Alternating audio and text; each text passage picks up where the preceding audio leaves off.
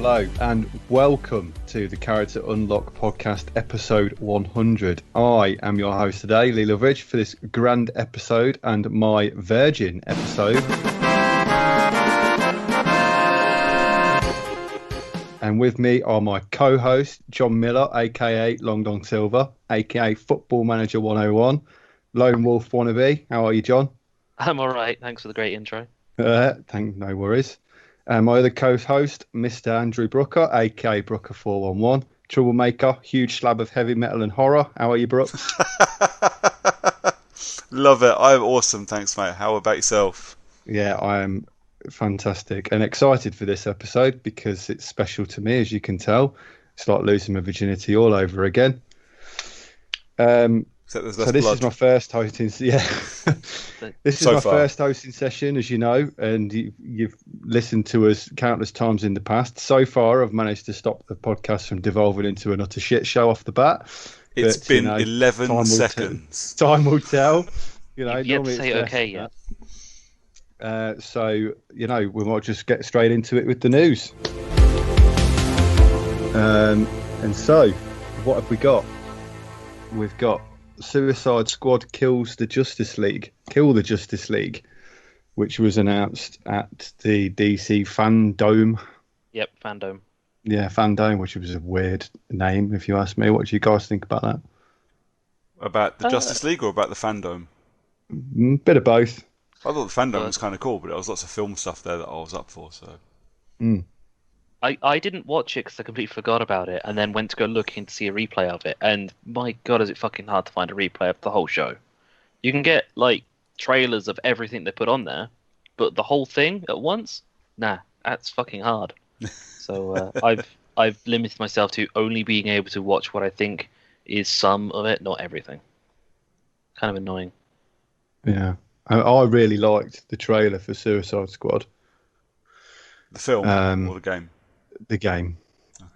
Did they release a trailer for the film? They did a teaser thing, didn't they? So yeah, it was a cartoony teaser. No, they've done two. So they done a roll call, which was like a cartoony. Oh teaser thing. yeah, I remember that. Yeah, and they done almost what was like it was almost like a behind the scenes thing where you meet all the characters and the people playing them. It was interesting. I liked it, but yeah.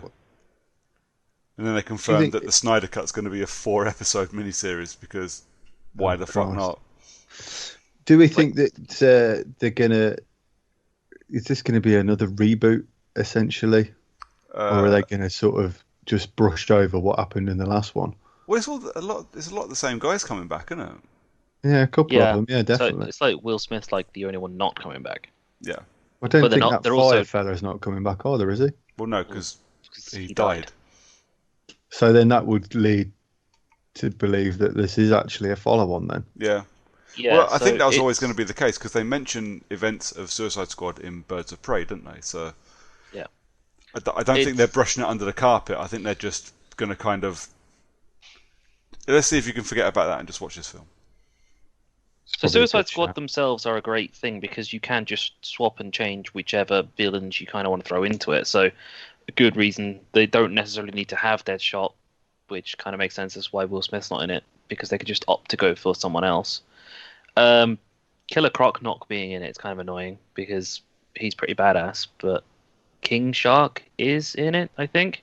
King Shark's loads cooler than Croc. I don't know who King Shark is. I saw it, and the first thing that went through my mind was Sharkhead from Moana. Yeah, Sharkhead. Yeah, it's basically the same. Yeah, he's going to do the exact. Shark. Yeah, he's going to do the same role basically. He does the exact same thing. He carries guns, which is a little bit different to Killer Croc. Killer Croc's just more like a sort of Wolverine-esque fighter, but yeah, he definitely fill the same role either way. But the Harley Quinn, Boomerang, I think that's it for the reprising roles. And of the actual Suicide Squad themselves. And Flag as well, I guess. Yeah, Rick Flag. And so Nathan Fillion's in it, yes, who I am a big fan of, in a completely unknown character as well. Yeah, it's a new character just created for this. Never used before in DC. Yeah, was it TDK? Yep. Okay. I think it's interesting that Sure, we'll find out what that means at some point. James Or Gunn. what they've, Sorry, go on. or what they've changed it to at least. You reckon it's just a kind of secret name, and he's actually somebody else? Probably. I think it's an acronym, and they've just he's a different character, but they've just used his name change, probably a licensing thing or something. I don't know. Maybe they're calling him TDK for the Dark Knight, and he's actually just going to be Batman. Okay, Could be. Nathan Fillion as Batman would be brilliant. Yeah, agreed. He would be funny. So then, on that vein, they had Batman Gotham Knights as well, which is clearly a continuation of the Arkham series. It's not. No. Well, you see, Isn't it the looks Justice like League it one? is. Isn't the Suicide Squad one a continuation of the Arkham verse? Because it's made by Rocksteady? They both are, actually. Okay. But Gotham Knights is not a sequel in any way because Barbara Gordon has legs. Oh, okay. So the thing is the end of It's a weird Arkham Knight. sentence. If you remember, if you did everything and did all of the stuff in Arkham Knight, then Bruce blew up his mansion at the end. Spoilers. Yeah. So this isn't. And so that's why I felt like that this was a carry-on, Yeah. because it looks like obviously it starts with the news report that there was an explosion at Gotham Manor. Was it at Gotham Manor or was it somewhere else? Just an explosion, and then Yeah. obviously he pops up and you see that he's kicked the bucket essentially. Yeah. So it's not. They've said that it's not a sequel to the Arkham One games, or even in the same universe. So it's basically just a new original story. Huh. Because I did that bit of digging myself, just because I was interested to see if it was or not. So Okay. I'm pretty sure Gotham Knights is its own comic arc. Oh, I've got no idea. I'm not a DC. You're not a DC man. No, it's not that I don't like DC. It's just I generally edge when it's buying comics and stuff. I edge towards Marvel, but I do like the DC films and stuff. What the fuck is going on outside my window? Hold on a second, lads. Sorry. I think someone's killing their child, and as much as I want to help, I'm podcasting, so I just don't want to hear it. Fucking hell. There we go. Sorry, boys. Continue. Yeah. Well, I think we're finished on Gotham Knights. It looks interesting. It looks good. It's set after Batman's death, and they've got GCPD corrupt with James Gordon being dead. Death. Batman's death in commas, definitely. Yeah. It's an apparent death. Yeah. But it seems to be the main conflict's going to be the Court of Owls, which themselves are a pretty badass thing to have. They're reasonably new as well, right? They're only a few years old. That I remember. So I think the Court of Owls aren't, like you said, they're not old. I'm pretty sure their first run was in the New 52. Yeah, that sounds about right. So, which means that they're not old, obviously, but they've only had a couple of stories, and they've all been very good so far for it. I'm quite interested in Gotham Knights because it's got what seems to be multiple characters, and the way that the pre-alpha playthrough for it that they showed looked quite interesting, because it's possible that it's going to be you have to flick around the characters a little bit as you go around to explore the city and to do stuff, because the characters look like they've got different abilities. So with Batgirl having Batman's cape kind of flight, but Red Hood, being that he's drunk from the Lazarus pit, can teleport, amongst other things. I thought that was Damien that was doing it. So it was Robin that was teleporting, and maybe I missed it wrong. I thought it was Robin that was teleporting, and Red Hood just sort of was a bit of a brawler with guns. I don't know. I don't think, because it's Tim Drake is Robin. Oh, I don't know in this one, do we? Yeah, I don't think still. No, I mean, who was the guy that took his mask off at when it was first in the rain scene and he had the big scar on his face and the white hair? That's Damien, isn't it? No, that'd be Dick Oh, Grayson, yes. wouldn't it? Nightwing. No, because it wasn't Grayson at the start. The guy with the big scar on his face, I'm sure ended up. I don't know who that was. I'm sure he ended up being Robin, but or Red Hood maybe, but it wasn't Grayson because he was pretty faced. I can't remember. And now I'm gonna have to rewatch it again, and I'm not really that committed to watching a trailer again. Yeah, I think you should. To be fair, it might have been Alfred, if you think about it. He only had a If little it's bit grey. of grey in his hair. Most of it was black. So yeah, probably watch that one again then. So Lord of the Rings Gollum got stuff. I've got nothing to say for that. I don't even know what it is. Yeah, I've got nothing to add really either, other than, oh, come on, Lord of the Rings is such a big universe. Why do you have to keep dragging in the same people from the same set? Money. Oh, yeah.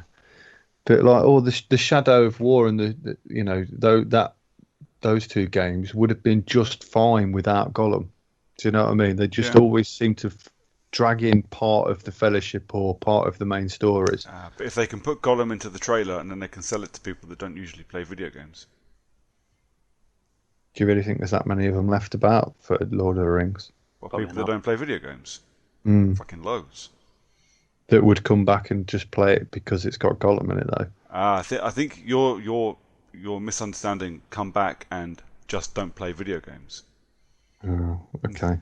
Well, I presumed they would have played the other ones because of said Lord of the Rings links. Well, don't know. I'm just guessing. It's all it's all about marketability, and Gollum is marketable as a Lord of the Rings character. Yeah. I do like that they have said that they've given him more hair To stop him from looking creepy. To stop him from looking creepy. This guy that runs around on all fours. Yeah. So it's got to be a stealth game, right? So the guy, I think the lead designer said I think he likened it to a non-combat Prince of Persia. What? Okay. How does that work then? So he can turn back time, but he's not getting into fights. No, but more along the lines of the stealth and the climbing and the parkour and that kind of stuff. Yeah. So it'll play a bit like a Prince of Persia game, but there's no killing people. Or a bit like an Assassin's Creed game, but there's no killing people. Weird. But I have nothing to add. It's Lord of the Rings. It doesn't grab my interest, even a tiny bit. Lord of the Rings isn't on my radar, like at all. Used to be on mine. Shadow of War was great.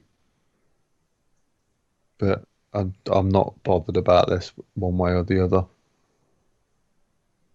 Game past it, maybe I'll think about it. Yeah. In 2021 with new haircut included. Yeah. So a new Blops trailer. Yeah, today. boy.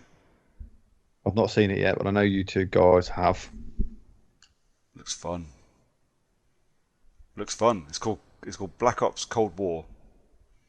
Oh, so it's a new entry. Yeah. Oh, that's It's cool. kind of like a half soft reboot. I think it's supposed to be set like canon to 2 before 3. Well, that's because 3 is 100% in the future. So Yeah. and this is set during the Cold War. So it looks like, well, I say it looks like it plays it like it. That's how it was. So it plays like the events of 1 and the Vietnam sections of 2 as precursor to the Cold War, and it looks like you get to play a little bit.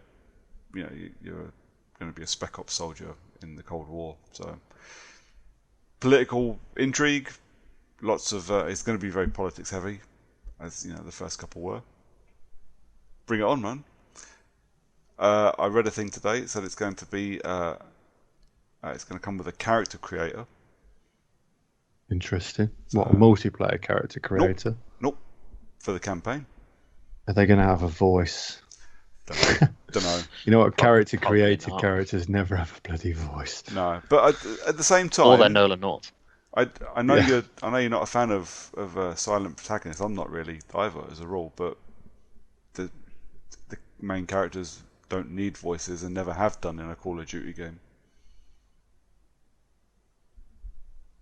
Honestly, I've got no comment. I can't remember the last one. I have played a few, and I can't even remember whether they did or didn't. There are some. So Sam Worthington played the main character in Black Ops 1. Okay, he's the guy out of Titan and Avatar, isn't he? Yeah. Yeah. Yeah. And didn't you play? Did you play as Reznov in some of World at War? Who was obviously Gary Oldman. Yep.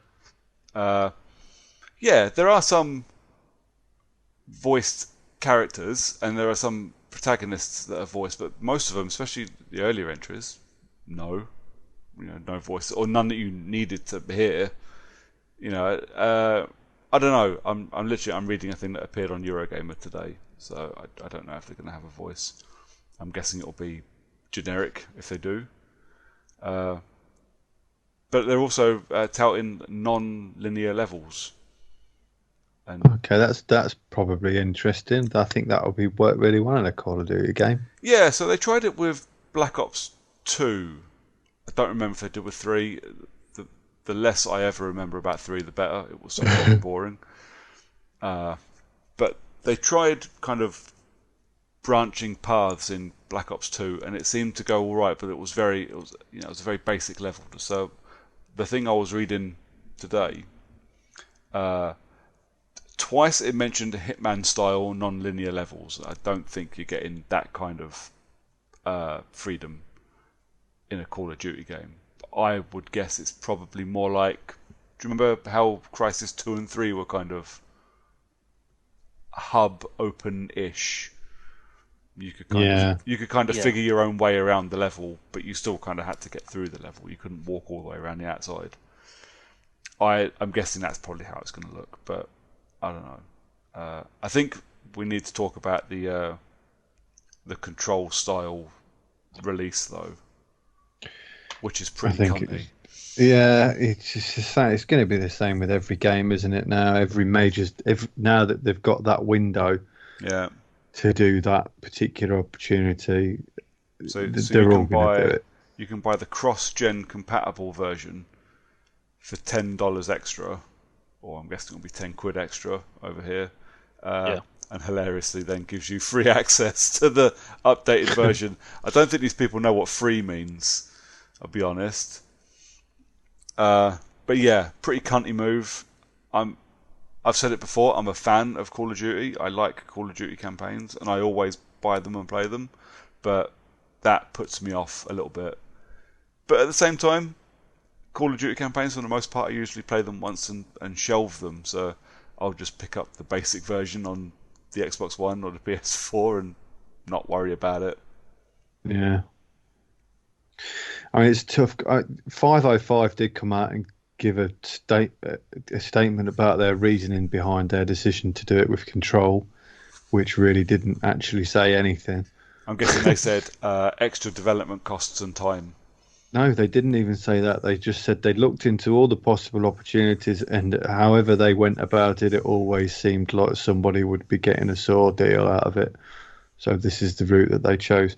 When I just sat there and thought, well, hang on, if you'd have just give the upgrade away, what are you actually restricting people from? Yeah. You're not restricting anyone then. No. So your decision is fucking moot at best.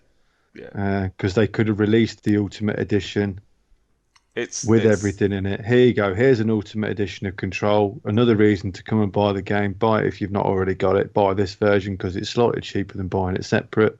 Yeah. And for all those people that have already bought it, you get the upgrade for free. Yeah. Basic business Everyone's decision. happy. They figured out they can charge for it. Same way as we said last time. Same way 2K have with Grand Theft Auto. They've gone, well, we don't want to do smart delivery, so we will release a new enhanced edition because enhanced will be the loophole I need to sell you the game again and not be forced by the platform holders' demands that smart delivery, etc., be free. There's the loopholes there, and now every fucker is going to use it. I think it's very likely. that anybody that's cross-console and not tied directly to Microsoft would, I think a large majority of them are going to take that loophole now. Wonder what Ubisoft are going to do with Far Cry 6 and. Well, there'll be 15 versions of it anyway. But, you'll never know if you've got the right version. There'll be so fucking many. Yeah, but only the Ultimate Gold Digital and the Ultimate Gold Mega £300 package have it. Yeah. You know what Ubisoft are like? They love their version creation. Yes, they do. Yeah, it's sad. I get it. Don't get me wrong. When we jumped from previous consoles to current, there wasn't that option anywhere. You really had, if a game was remastered, you had to buy it. Yeah. So if these people I know that Microsoft are trying to do a cool thing for all gamers, and fair play to them for that. But obviously, money talks, and businesses aren't going to want to do that especially if they've found a way to get around Microsoft's idea. No. But even if 10% of every game that's released is released on that smart delivery way, then we're still going to benefit however we look at it. Oh yeah, it will benefit the smaller independent and, let's say, AA, as much as I hate it, devs and publishers. They're going to benefit from it, I think, more than the big developers and big publishers will, because big publishers know how to twist the knife, don't they? Yeah. Well, yeah, the smaller people can, utilize the smart delivery to get a bigger audience, reasonable updates to their game, and then basically re-release it on the marketplace again. Yeah. For a new audience or even an additional audience that just want to play the game but better. Yeah. So I mean, the options are there if people want to take it. I wouldn't expect everybody to fall foul of sort of what the big boys are doing, but the big boys are definitely not going to give away anything for free. No, of course not. Too many corporate wank stands. That's how they get to be the big boys. Yeah. Yeah, like trampling over everybody. And then buying the little boys when they make something good. Yeah. Everybody loves themselves some capitalism. Oh, don't we just? So, was there any other news? I've got nothing else on the list. No, I mean, if you want to talk about Fortnite and Epic Games and Apple, you can. That's a shit show and a half, ain't it? Yeah, that's fucking hilarious. My favourite bit of that. So it's gonna be a long conversation, so I'll just briefly say. So Epic purposely broke Apple's guidance rules for selling stuff on their store. Yeah. So Apple then took Fortnite off of the store and stopped access to it, as their contract said they would. Instantly, and this is the best bit, Fortnite sued them. They had that lawsuit ready, man. Yeah. They'd done that on purpose just so they could sue. Yeah. And I'm not a fan of Apple's business practices. I'm not a fan of any of these big companies' business practices for the most part. And the fact that Apple don't let Stadia and Game Pass and things like that onto their platform because of their rules, I think is bullshit. But, Epic have agreed to that and then purposely broke the rules and then think they can sue? This is going to be fun. Yeah, I've got a feeling that Apple might have that one in the bag. Well, Apple have turned around, haven't they? And they said, well, we have the ability and it's our operating system, it's our right to stop things like Unreal Engine from working on our systems. Can you imagine? That'd be another shit show. I mean, there's not that many gamers that use Macs, but there are a few, and there's a lot of games built in Unreal, and there's a lot of games on Unreal on the iPhone and on the iPad. So a lot of companies would lose a lot of money if that happens. And Apple are perfectly within their rights to do it because someone's trying to screw them over. Yay, capitalism. Yeah. Well, there does seem like a lot of cutting off your nose to spite your face. Apple don't care. True. They've already got the money. Well, they make 30% on every sale on the Apple Store and the App Store and iTunes and all that. This is one of the things that Epic are fighting against, because obviously the whole Epic Game Store brand has marketed itself on not taking 30% from publishers when it sells games, and that's how it's made such a big impact so quickly. So Epic are purposely fighting that 30% that they're having to pay over Apple every time V-Bucks. Yep, V-Bucks. Is that what they're called? Bucks. The Bucks are sold via the app on an iPhone or an iPad. But no, it's just Epic want more money.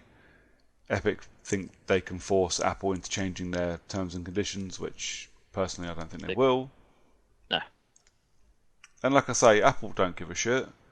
They make a fortune everywhere else, losing the Unreal losing Engine. Fortnite off of their phones isn't really going to make much of a difference. No.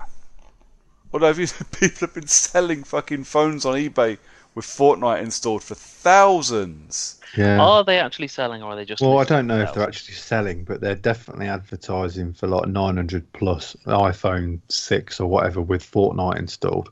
It's like when Flappy Bird got pulled from the store. Yeah, those things those things were listed for ridiculous amounts, but whether or not they sold is another matter. I'm curious. I'm going to go have a look while we're talking.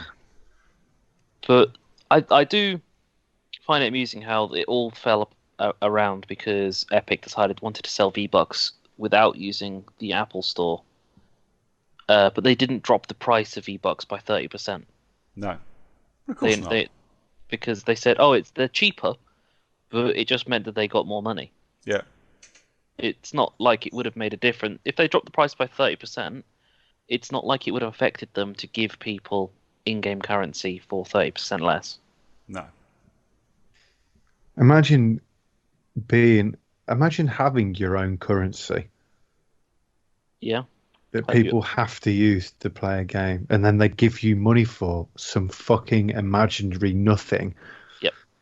I mean, currency in theory is all imaginary nothing, but it's just, you can't buy everything with imaginary nothing. No. But imagine that. Imagine just going, what are we going to do today, lads? I'll just sit here while somebody buys nothing from me for free. Yeah. If I gave you £20 and you said you were going to give me £20 worth of nothing, I feel like I got a bit of a bum deal on that one. But people like to buy in-game currency. Because it's fucking bonkers, ain't it? It is. I don't understand where it started. Who decided to make it so that you buy in-game currency, then you can use that in-game currency to buy emotes or costumes or stickers or whatever the fuck. Things that...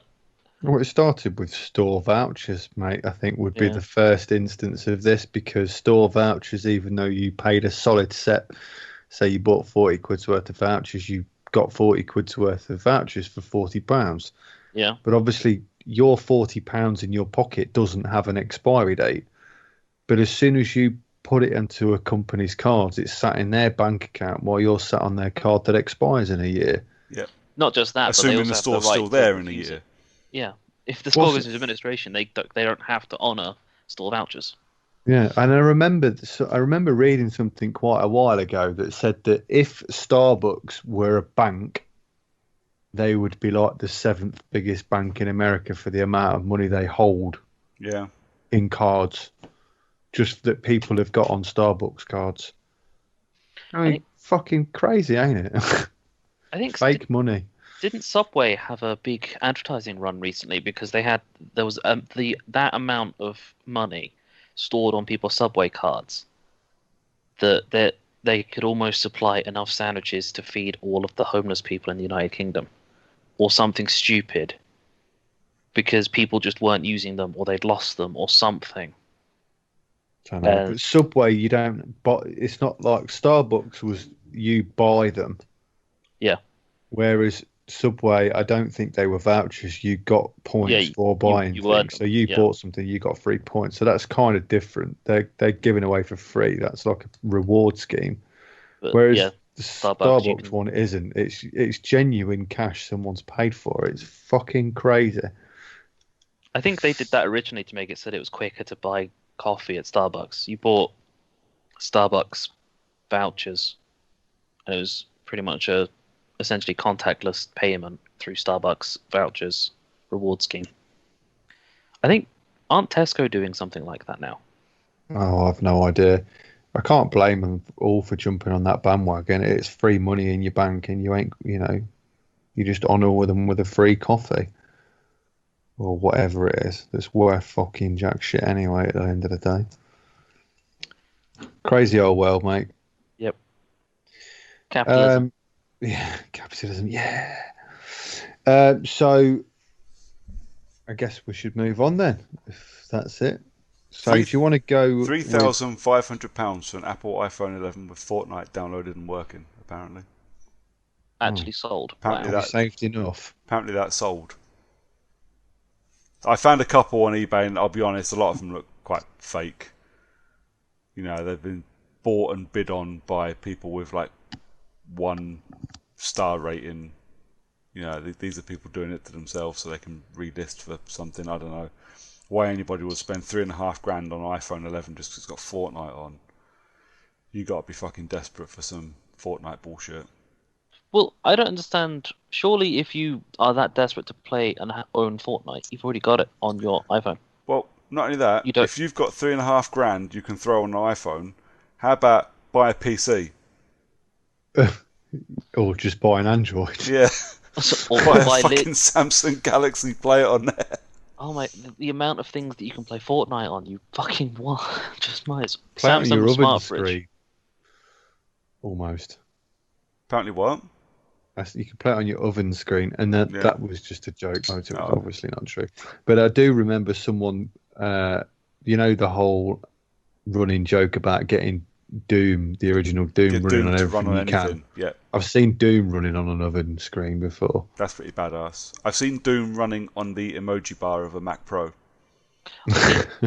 I've seen Doom running on one of those calculators, the ridiculously high range graphical calculators. Yeah. You can get Doom running on those, which is impressive, seeing as they've got the display of a Because it was a royal ball ache when I was at school to get it running on Windows 3.1, which was what I was on at school. Yeah.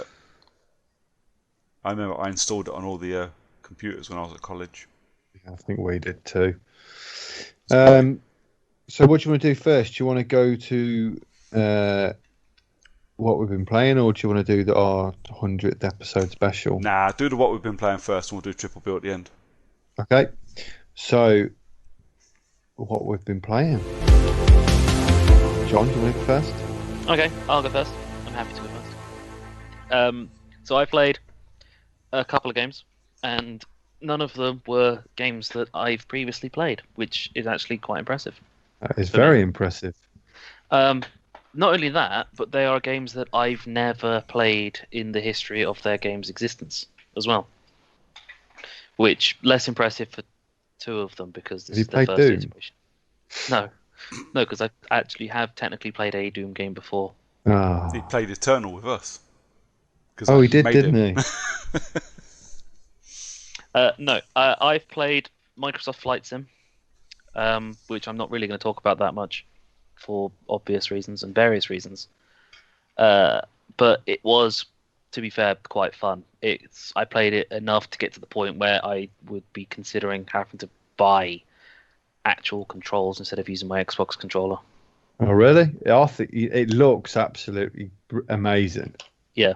It's such a step forward in the potential for what people can do. I mean, just what they've done to make it what it is just fucking phenomenal. Yeah. And I will stop there because I will allow a different Brooker to talk about it, as his profession is flight sim pilot. Okay. Yeah, I'm going to drag my brother on for the next episodes because he wants to come on and talk about it. But this is a guy who is currently waiting on, I think it's £170 pre-order of a flight stick because it's an official Airbus one. Honestly, I saw that and I was like, really? And then kind of just started looking at other flight sticks and yokes and was like, okay, yeah, that's makes sense that it's that. But this yeah, is on top Airbus of the private. I've seen this setup. It's like 300 quid's worth of just sticks and levers and pedals, and I look at this and go, I mean, I want to take the piss because it's super fucking nerdy, and then I look at everything under my TV and go, I can't really take the piss. No. And then I look at my steelbook collection and go, I can't really take the piss. Does he fly an actual plane though? No. Because you could go up in a plane and fly a plane for that much money. I'm sure when I was looking into it, pilot's lessons, like an hour's pilot lesson was about, when I was looking into it, bearing in mind that was a few years ago now, that was probably that was a ton 10. Nice. I think it's probably closer to 200 now, I'm guessing. Probably around. But you only need a specific number of flight hours and pass your exam, don't you, to become a pilot? Yeah, I've got an old school friend who now works for Virgin Atlantic after he got bored of working in Sports Direct and literally got himself a pilot's license and now works for Virgin Atlantic as a pilot. Fair play. Nice. Yeah, but I will say one nice thing about your brother at this exact point. His passion and commitment. His passion and commitment to flight sims is remarkable, considering the amount of money he's probably spent on it. Well, that's as a rule. It's somewhat commendable. Yeah, it's the only game he plays really. I mean, we've played some Gears before because he's got Game Pass and he has a PC that can handle it. But as a rule, like flight sims are his bag. So if that's if your hobby is that's where you throw your money, isn't it? Me, it's at stupid horror movies and tattoos, so that's where I throw my money. Just imagine if you weren't interested in those things, how powerful a PC you could build. I still wouldn't have a house to fit it in. Or the amount of cigarettes you probably could have bought. There's that as well. Although I got a recommendation for a motorcycle school in Milton Keynes. So I contacted them this week and I was like, yeah, it's going to cost this. I was like, that's about £1,000. Fuck. Yeah. How much?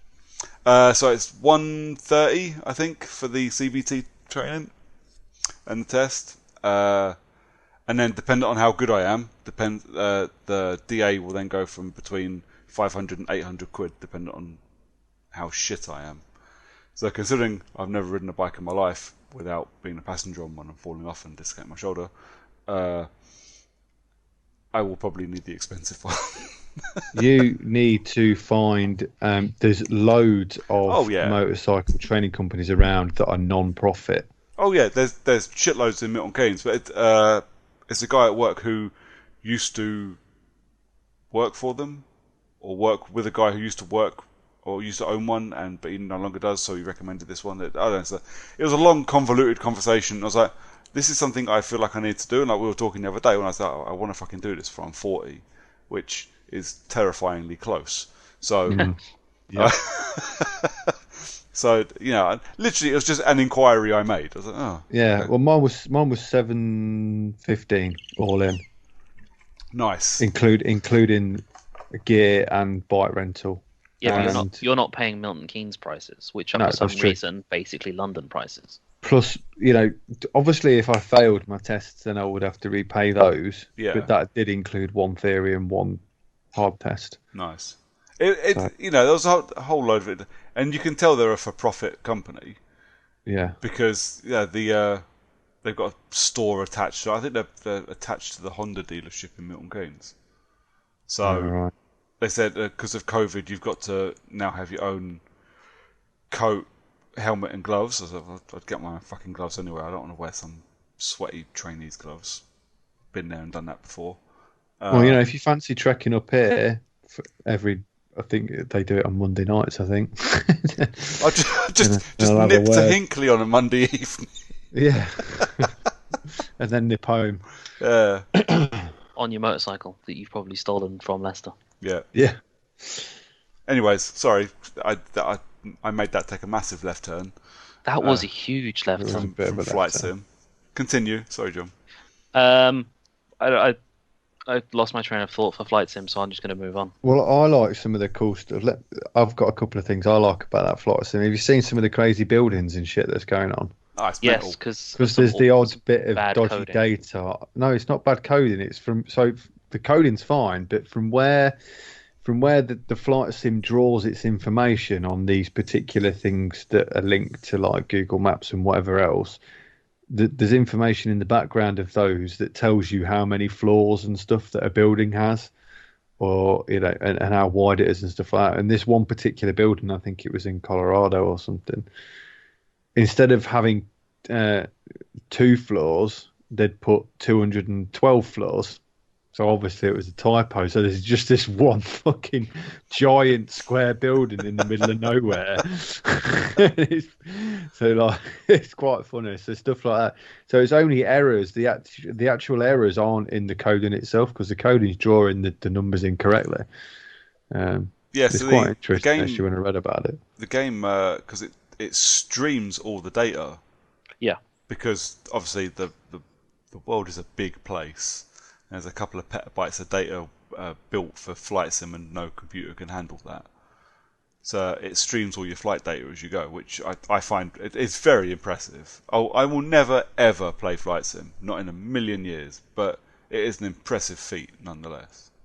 Yeah, when you do load it up, it does give you an option right off the bat saying, do you want to play in standard mode or in live mode? But then it gives you a massive warning saying, if you play with a capped internet, this is not for you. Yeah. Because it's bad enough you have to download like 120 gigabytes worth of game to start with. Yeah. If you were then to play in the live mode, and you're basically streaming the entire planet from a combination of both Azure and AWS. Yeah. Of information, because it's far too much to store just in the cloud, because there is probably too many actual clouds. But the live mode actually can feature dynamic and live weather. Nice. So if there is a hurricane, you can go and fly into it if you so choose. That's pretty fucking cool. And considering at some point in the future they do plan on having its own multiplayer-esque thing, so you can fly around, and I don't know what they're going to do regarding that, but there is an option in the top corner to kind of like what looks like a multiplayer tab or a co-op tab. Nice. Other flight sim games do have like an online element to them. They do, yeah. One of the ones my brother plays, he plays with a mate and flies about in co-op with his buddy. Yeah, I don't understand that bit at all. Apart from the people who do take it too seriously, doing like random things. Can I be the Red Baron and come shoot you down? No, I don't think so. No. I don't think there's any combat. Probably not a good advertisement to sell a game where someone can fly in and blow up a British Airways plane. No, probably not. Or the whole live planet thing. Yeah. So they're going to use, I don't know, the Trump administration probably said that Microsoft Flight Sim is training terrorists or something. Oh, they definitely will. Give it a week. Yeah. As soon as there is a one use of someone using Flight Sim and flying a plane into a building, probably by accident, in front of someone, that's it. Microsoft are now training terrorism. But moving on from Flight Sim. I also have played a game that I'm guessing it's a soft reboot, but it's one that Lee's also played, so I'll let him talk more about it because he cares more for Battletoads than I do, because that game's fucking hard. Did you think it was hard? I didn't think it was that hard. It took me 15 attempts to get past the first mission. Was you playing on easy? I don't know what I was playing on. I think we played it on normal because Phil came round on Friday. Everyone remembers Phil from that episode that everyone didn't want to listen to because Phil was on it. We played a bit of it. It wasn't awful. I don't think it's as good as Streets of Rage 4. No. But it was all right. As far as a 2D combat game, Well, Yeah. from the parts that I've played, because it's not just that; it's also got other elements to it. It's like platforming elements and like a Galaga element to it. Yeah, and the bits that annoyed us the most were the ones that you have to hack the doors open. Not got that far, so don't know. Like I So said, it took me 15 attempts to beat the first boss. yeah, so with two players, hacking the door open was it's just tedious. And it would have been okay if it was just the odd one, but we did loads, and then we were like, this sucks. So we stopped. So I think we did about 5 levels, give or take. Yeah, so the first boss fight of Pork Face, whatever his name was. Yeah. Yeah, the first fight with him was easy as fuck. That was really easy, just because it was really obvious what the combat system was for it. And then the second one was fucking hard, but only because it's a combination of him being almost impossible to dodge and a ridiculous amount of enemies that shoot lasers at you from ridiculous distances, and those things fucking hurt. It's like it got to a point where they were actually difficult to fight just on their own, when it was just a regular crowd of people Yeah. with those fucking lasers. And then the final fight itself was actually pretty easy because it was just the combination fight of the two previous boss fights was pretty simple on it. So I did that, got to the end, got those 2 achievements you get for it, and then moved on to playing something else because someone wanted me to play something else. I don't remember what it was. Yeah. I mean, it was all right.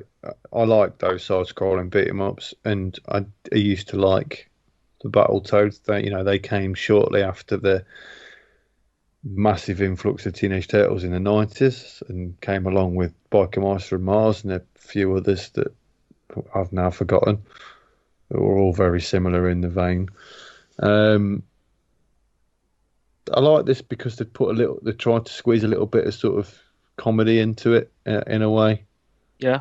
I like the second level because the second level was quite funny because they got menial jobs, didn't they? Like day-to-day jobs. And then basically you just had to like stamp forms and stuff like that, which was kind of funny. Yeah. I did enjoy it. I will go back to playing it because I do. Okay, I probably don't want to finish it. I want to give it a decent berth though, because it was fun while I was playing it.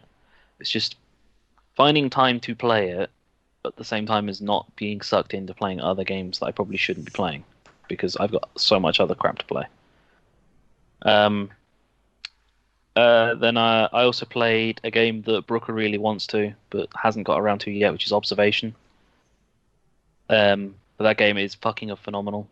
Like every moment I was playing it, I was just focused completely on the screen, just trying to work out the game itself because the fucking twists in it are crazy. The game itself is almost batshit in times. But you are playing a game that is, set in space, and you're trying to work out what's happened to the crew of the observation space station that's orbiting around Earth, as only one of them kind of comes to and wakes you up as the ship's AI, Sam. You have to try and work out what's wrong, why everything's gone to shit for Observation. And as a whole, just following the game itself and the story, it's really easy to follow the game and follow the story. There's very few controls and things you need to do.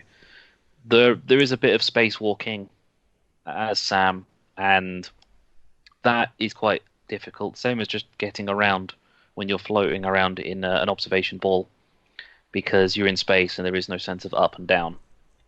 It is just hovering around, and that itself was probably the most difficult part, was just trying to navigate your way around. But I did find out right at the very end of the game, like literally right at the last mission, there is a waypoint system. So you can waypoint yourself to go to different parts, and it does try and point you through it. But the fact it's always good when you find out at the end. But it would be better if it was actually would waypoint you from and you didn't need to have to fucking activate it. So it's like you need to go to this location, and then you have to then open up the map and waypoint that location, or try and work your way through a fucking space station where you've got no sense of real direction. But 100% Observation was an absolutely brilliant game. Almost all of the achievements are secret, so it can't spoil the game for you, which I thought was fantastic. Team Blooper special, that is. Yeah, so there's like, I think 2 achievements that aren't secret. One of them is finding all of the data entries, which that's fair that it's not secret. Because that doesn't spoil any of the game whatsoever. Whereas so many of the other achievements, considering how you get them and what they are and what it tells you is the description for it, it's that's huge spoiler that would completely ruin big chunks of the game for you. So yeah, it was a brilliant game to play. And finally, the other game I played, because I got fed up of watching people on Twitch playing it, and my friends talking about it, especially talking about a Twitch streamer who was the least successful person, to the point where he's actually getting the developers of Fall Guys ripping into him on Twitter, saying that you are the worst player of Fall Guys. In the only account that's got less wins than him compared to losses is the development tool random account that they created specifically to just not win, just for the sake of it. But Fall Guys is an absolutely phenomenal game, considering how simple it is. Free on PlayStation Plus for a little while longer, but it's probably going to go to full price of £16 at some point. It's apparently there is a 6-month exclusivity deal to Sony, so it won't be on Xbox until next year. But it is on Steam, and I did buy it because of that, just to play it, and have enjoyed playing it so much since then. I've not won a game yet, unlike Brooker. But, fuck Brooker. I've literally got one game, man. Yeah, it was. I bet it was fucking hard as well. Yeah. What was your final? I fucking cheesed it. I properly cheesed that final round as well. So. What was your final round? My final round was wear a tail. Okay. So it's literally you're wearing a tail, and you have to run around, and people have to grab the tail off of you. So and how did you fucking win it? You have to be wearing the tail when the timer runs down. So there was me and 4 other people, and one guy had the tail the whole round, and I didn't even try and grab him. I just followed him around, figured out what he was doing, and literally with 5 seconds to go, I swung a left, grabbed it, and ran off. I could hear the dude's rage. That ain't fluking it. That's pro level stalking. Yeah, it was fucking cheese, was what it was. I could hear the dude's rage from my house. It was amazing. I mean, it's his fault. He was doing the same thing over and over. He was. Did you do that old school thing we did when we were kids and message him afterwards and tell him what a fucker he was and how his mum shit in bed? No. No, I did not. You get banned for that stuff now. As soon as you use a swear word, you get banned. Oh, no way. The thing with Fall Guys, though, it's such an amazingly simple idea. It's just jelly beans with legs. Yep. It's jelly beans with legs playing the Krypton factor. It's fucking superb. And I thought it looked more like what was the name of that? Takeshi's Castle. It did. It looks like Takeshi's Castle and it's Wipeout. It's Krypton Factor, Wipeout, Takeshi's Castle, Doritos Crash Course, that game that came around. I've not actually played it yet, but I pointed it out to you two and said that it'd be fun. I've just not got around to it. You've got a PlayStation. You need to play it, but you need to get it installed while it's on PlayStation Plus, and thee and me can go. I've already done it. Yeah, it's got co-op in a loose sense. You can play with other people and basically just like have a chat while you're doing it. There's almost no team aspect to it. No, it's not. Some of the levels are fucking brilliant. Like the DoorDash, where it's literally the Takeshi's Castle. You have to get through the doors that are actually real doors and not fake ones. Yeah, that one's fucking spectacular. That's very Takeshi's Castle. fuck, what is it? The whirly jig, where it's just the floor is just made of spinning platforms, and there's loads of fans. Yeah. You have to try and get from one end to the other. And the slime tower, which I've never managed to complete. I've never managed to complete that because I fucking suck at when the floor turns to the weird soap. Yeah. Because, but it's not just that; it's the weird fucking yogurt sticks that just move side to side. Absolutely send you flying.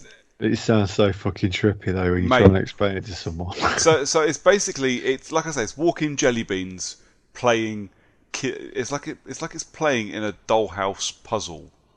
Yeah. You know, it's absolutely phenomenal, but it is such a simple premise, and it is so rage-inducing. Yeah. It's so easy to get angry at it, and there's like this half sense of teamwork in some of the maps, because like you have to get through puzzles that, like, you have to get through, like, there's levels that have got like turnstiles that you need to get through, and you can't go through them on your own. So you all have to work together and go in the same direction to get through. So for a brief 3 seconds, there's teamwork, and then there's not anymore, as you're fucking grabbing each other and trying to get past them. And then you have another one. And yeah, it's such a simple premise. It's one of those games, like fucking Rocket League was all them years ago. Such a simple premise that it can't fail, because it's just so dumb but so addictive. Oh yeah, and the thing is when you fail, you can't get mad at the game, the other players, anything. You can only be mad at yourself, because it's always 100% you failed because you did something stupid. You decided to go onto one of the seesaws there's definitely by jumping trolls. instead of dropping onto. Yes, there are definitely. I've definitely done it myself. Gone around and just started grabbing people for no reason. I finished a Sounds round. like my game now. You've said that. I finished a round the other day, and I was quite an early finisher, and as I always am. And you go into spectate mode while you wait for the round to finish. And I was spectating this dude who was just hanging around the finish line, and as people were running up to it, he was grabbing them and stopping them from crossing. Yep. While other people cross, like, you absolute fucking wanker. There is an achievement or a trophy for being first and taunting before you cross the line. Nice. I haven't done that. Which sounds insane, because there's no way you should be able to get to the finish line that far ahead of everyone else that you can taunt before you do it. I have finished first place with a decent gap a couple of times. Never in the final round, but... No, I've managed to finish first in a couple of races, but I got right at the end once on a couple of races where I've actually been the last person to finish, and I've seen the people next to me not finish. Yeah. Because they stay on the map as it throws up you finished. And there was a dude who was ahead of me almost the entire run, little last bit of run to the finish after doing the last seesaw, and I dived over the finish line instead of just jumping, because you do get a speed boost from diving. Nice. So it is 100% one of the best games I've played and simplest games I've played. But the amount of concentration that you have to put into it, that you just don't realize that you're doing it. Like, my hands were proper sweaty at some points from playing it, because I was just thinking, what the fuck is going on? There's no way I should be concentrating this much for a game that looks this cute and this many bright colors. And such a simple concept. Like standing on a rotating wheel with loads of other people. It's great. It's great. It's like playing a free floating puzzle game inside a unicorn's vagina. But all of the levels are randomly assigned. So it's just like random tick board to go through, and it goes, oh, you can play this game. Some of the games, though, are fucking insane when you've got loads of people. Like the one where you stand on a platform and the foam squares come flying at you, and you have to get out of the way of them and jump over, like playing a weird version of skipping. Yeah. That, when you've got all 60 people there, is insane. Yeah. Because you can... I got that as a first round, and especially when you get towards the end of that, and it starts to really get like close quarters, you need to try and get 40 people through a gap that can only fit 2. that's when it gets fucking insane. It's awesome. It's the best battle royale game ever. Yep. The only downside is that the PC version already has hacks. Surprise. Well, I did tell you to buy a PlayStation and come play it with me there. Yeah, spend £16 on the PC version, spend £300 to play it on PlayStation. Yeah, with no hacks. With no hacks. But so far, I've only come across one guy with hacks, and he had, basically 2 times speed or whatever it was, and 2 times jumping, and I hadn't seen him do it in any round apart from the final. So he was clearly saving it. But a lot of people are anti-hack on it, to the point where there's actually reports coming around of people who are, when it goes to the team games, they are not helping and they're actually sabotaging their own team just to get the guy with hacks out of the game. So there is an anti-hack kind of basis to the whole game. So people are actually throwing away the possibility of winning just so the guy with hacks gets eliminated as well.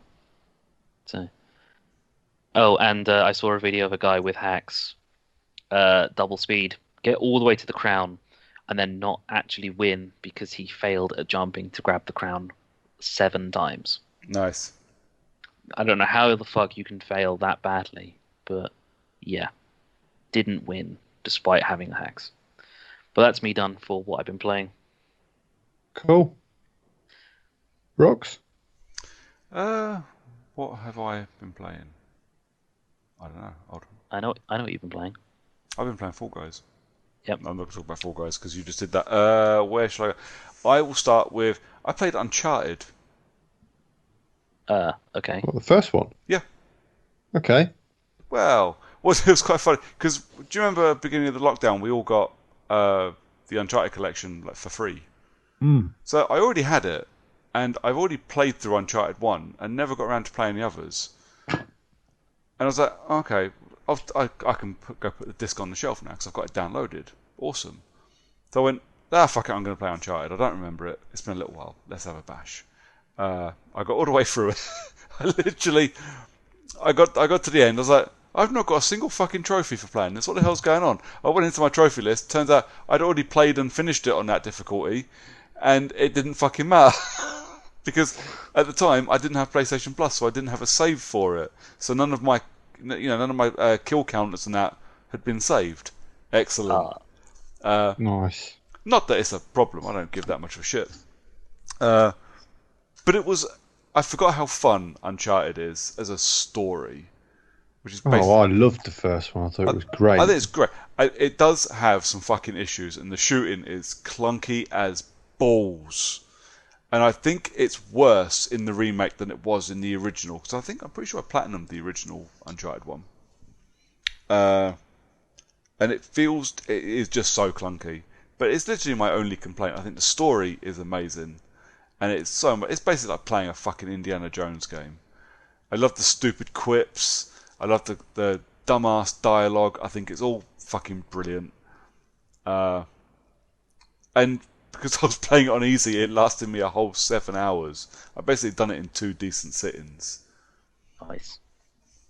So I then started Uncharted 2, which I have only played twice, finished it once, played the first mission when I got the Uncharted collection, because I remember doing a video for it with John, and then never finished it, so fuck it, let's go back and finish it, because I don't remember it at all. I'm only on chapter 6, I think, at the moment. I'm playing it slowly because I'm worried I'm going to get bored. I don't think I will because I know it's a fun game, but I don't want to go another fucking chapter. So I'm just doing a couple of bits and then moving on to play something else. And because it's something I've played before, it's not like I've got to rush to the end for spoilers. But they're so much fun. And I've never played. I really liked them. I've never played Lost Legacy. I haven't gotten around to playing Lost Legacy yet. So no, me neither. So this is kind of the point. So I own all of them. I've got all 3 from the collection. I've got 4, which I don't think I ever finished. I don't remember it. And I've got the Lost Legacy. So I want to do all of them, and then I want to do 1 to 3 because I know I've played all them, and then I want to sit and I want to enjoy 4 and then do Lost Legacy.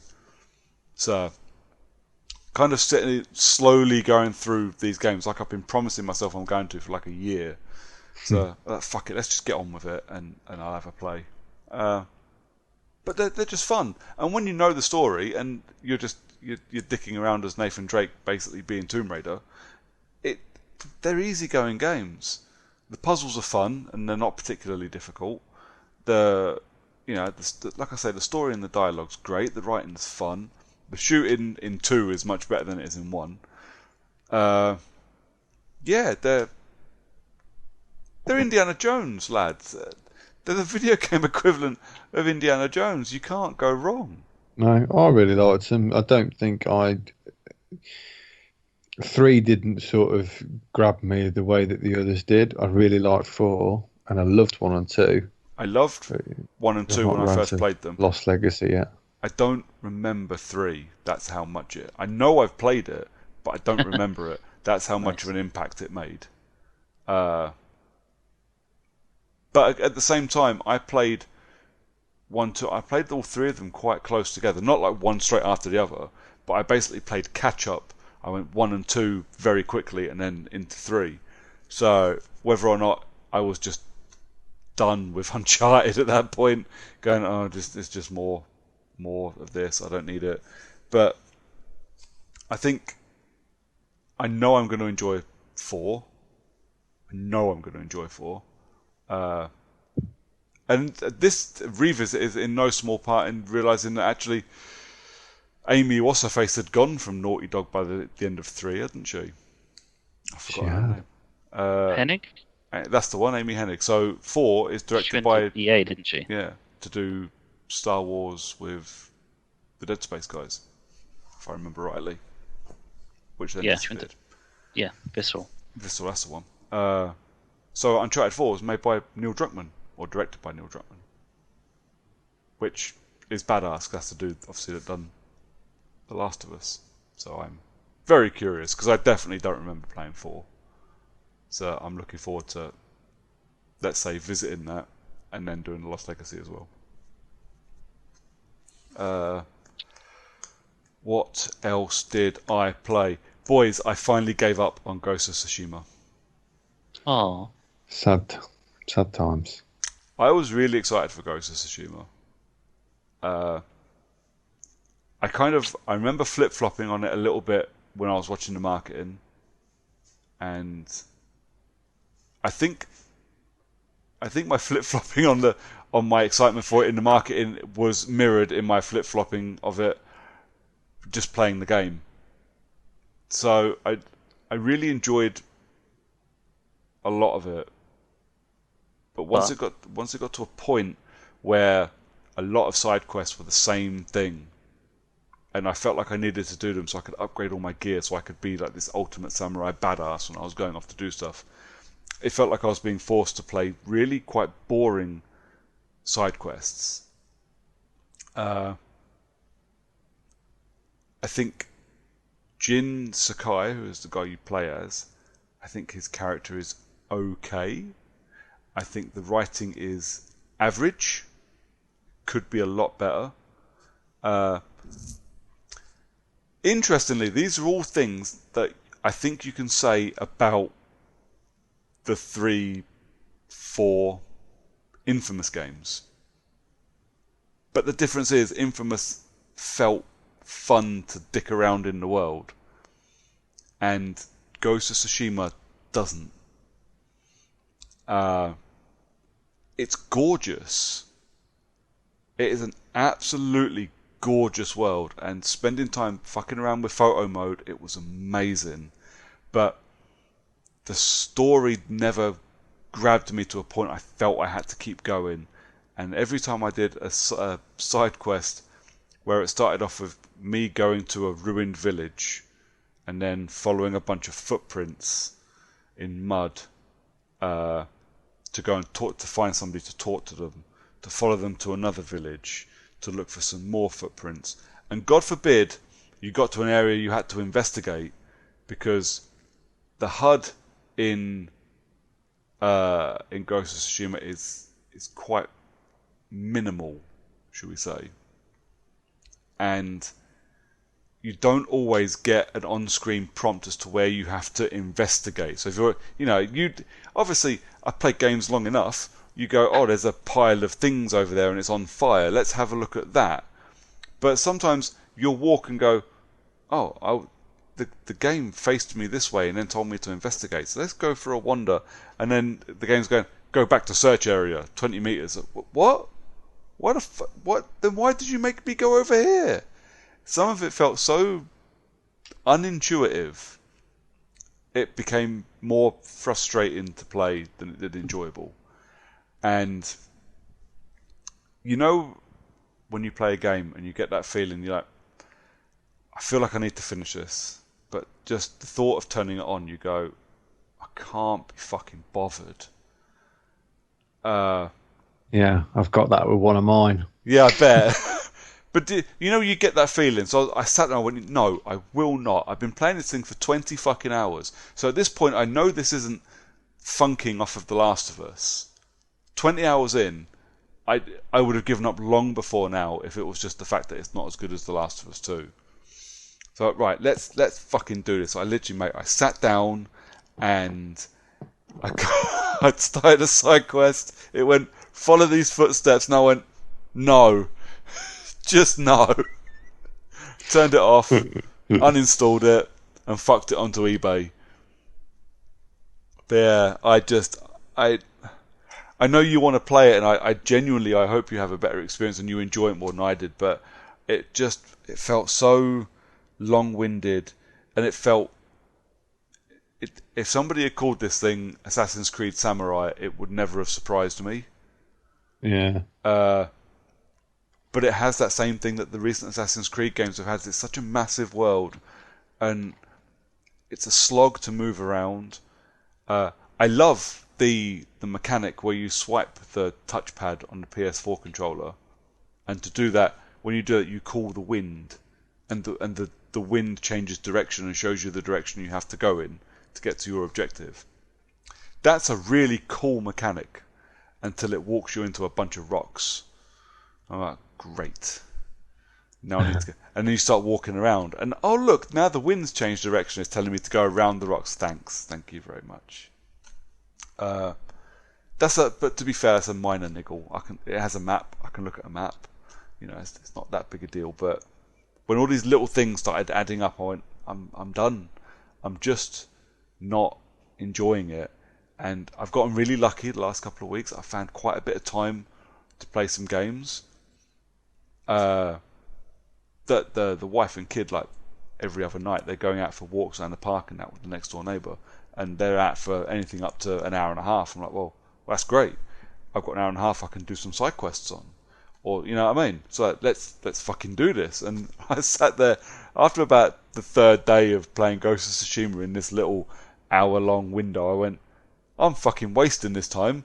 I need to play something else. So yeah, it went onto eBay, where I did quite well out of it, to be fair. Good. Because the game technically didn't cost me anything. Of course, I mean it did, because I have to buy things from game to get points to then spend those points on games. But I had enough points to get the special Steelbook edition of this Ghost of Tsushima. Ironically and annoyingly, it's the first Steelbook edition to turn up since Hitman 2 years ago, where the game is in the Steelbook and has a cardboard slip. It doesn't come like my Doom and my Modern Warfare came with an extra book. So that annoyed me that I was getting rid of it. But yeah, it didn't fucking cost me anything. Checked on eBay. I said to you guys, people are listing these and they're selling for like 90 quid. Like, why? You go onto game and it's not for sale anymore. Okay, that's why. So I chucked mine up for 65 quid, sold within a day, which I was quite pleased with. And then I said to you guys, I was like, let's have a look at the Xbox sale, see what's on. And there was nothing. I was gutted. Yeah, I didn't pick much up. I picked a couple of DLC bits up, but that was about it. Yeah. Oh shit! I haven't added a thing onto my list talking about the sale. Yeah. Yeah, I bought Life is Strange because of the sale. I don't even know how I didn't. I can't even remember why I don't own Life is Strange in the first place, but I bought them. Nice. Life is I don't know Strange. when I'm going to play them. Life is Strange is a damn good game. Damn good game. But I also ended up with Tell Me Why because I realised that it was on Game Pass. Yeah, see, I haven't installed that one yet. It's only the first 3 episodes, so it's kind of getting 3 episodes on launch and then having to wait till this time next year to get 4 and 5. Yeah, I'll wait, thanks. Yeah, so I was texting you guys, and I'm going, well, I'm going through the fucking store and there's nothing there. I've got this thing, I'm not buying games that are on Game Pass because I don't have time to play them while they're free. I'm not spending money on them. But if they're still on Game Pass when I get time, I'll play them then. So I went and had a look at the PlayStation Store, and of course we've been talking in previous episodes about how Hitman 3, when it comes out on PS5, is going to have full VR support, and if you own Hitman 1 and 2, you'll be able to bring all that data over, all your progress over to Hitman 3, and play all those missions in VR. So let's see if Hitman's on sale. Lo and behold, there it was. It's Hitman 2 Gold Edition, 15 quid. The Game of the Year pack, 15 quid. So 30 quid, done. I now own Hitman 2. It's the third time I've bought Hitman 2, by the way. I own Hitman 2 on PS4, which leads me into... I've also been playing Hitman 2, guys. There's a surprise for you. It's still 2020. I'm still playing Hitman. Now I've just started again. You're mental. It's worth it. It's so much fun though, and this was the thing. I sat there the other night and I booted up the prologue because I've got Hitman 1 and 2. I've got the legacy stuff and that, so I started the actual start of the game, so the proper training missions. And I went through, I was like, and it instantly, just straight away, felt like this really comfy pair of slippers. I was like, this is so good. And I can just wander around, I can do my thing, and I can get the weird, warm feeling from doing stuff I know how to do with my eyes closed, and I'm getting trophies for it now. This is fucking great. I sent you guys pictures, didn't I? The trophy list for Hitman is basically split into maps. So the actual Hitman 2 trophy list is just the prologue training missions and a bunch of contract stuff.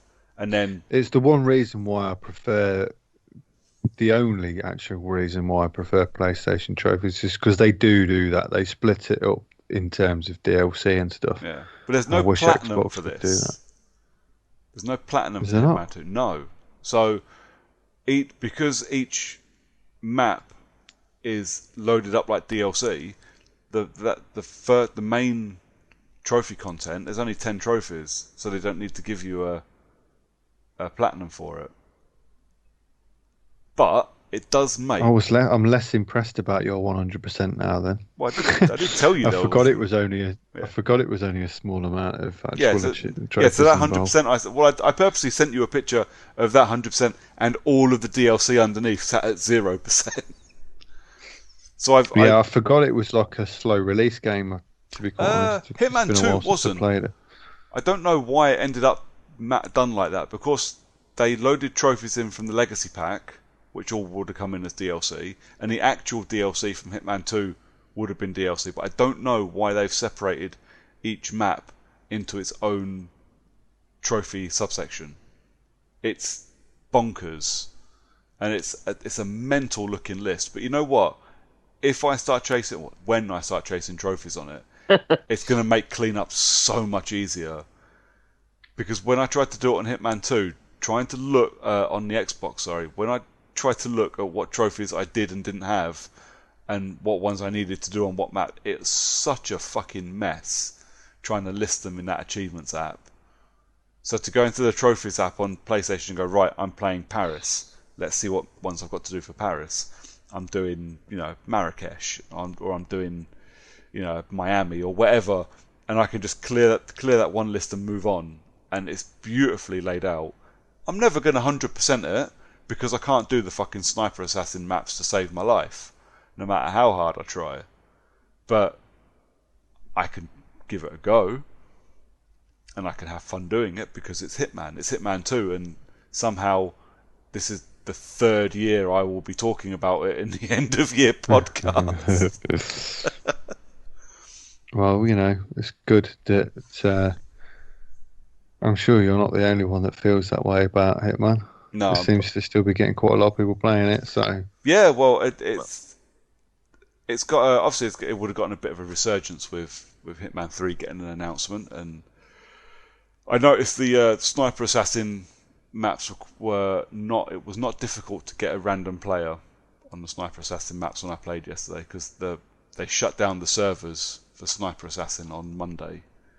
So there was a lot of people like me suddenly going, shit, trophies! Because they're literally the only multiplayer trophies in the game. One for each map. Complete the map in co-op.